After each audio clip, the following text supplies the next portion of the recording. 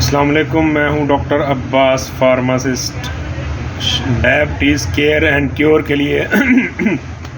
Pharmacist ہی ہیں جو ذیابیطس کو کنٹرول کر سکتے ہیں۔ ڈائبٹیز جو کہ عام لفظوں میں ہم کہتے ہیں شوگر ہو گئی ہے،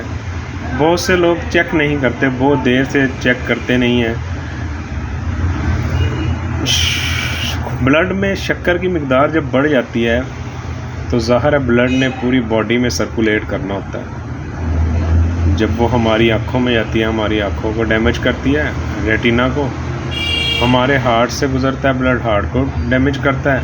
کڈنی سے جاتا ہے، کڈنی کو ڈیمیج کرتا ہے، مسل میں جاتا ہے، مسل کو ڈیمیج کرتا ہے۔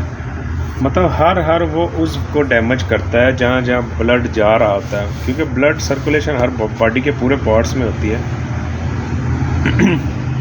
تو جب ویکنس ہونا شروع ہو جاتی ہے، ایک دم سے وزن کم ہو جاتا ہے، ہمارا کوئی ہمسایہ ریلیٹیو دوست کہتا ہے کہ یار تینوں شوگر ہوگی، چیک کرا لا تو شوگر جب چیک کروائی جاتی ہے HbA1c سے 12 سم تھنگ آ جاتی ہے، مطلب آپ فاسٹنگ میں یا رینڈم شوگر چیک کرتے ہیں 500 آ جاتی ہے، 500 پلس ہو جاتی ہے۔ اس میں ہم اگر کسی اچھے ڈاکٹر کو چیک کرواتے ہیں، ظاہر ہے ڈاکٹرز جو ہے وہ اپنے علم کے مطابق جب اتنی شوگر ہو جاتی ہے تو آپ کو ریکمینڈ یہی کرتے ہیں کہ بھئی آپ انسولین پہ آ جائیں، کیونکہ انہوں نے پڑھا ہوتا ہے، ان کا ایک ایکسپیرینس ہوتا ہے کہ ڈائبٹیز کنٹرول نہیں ہوگی میڈیسن اتنی زیادہ ہائی قسم کی،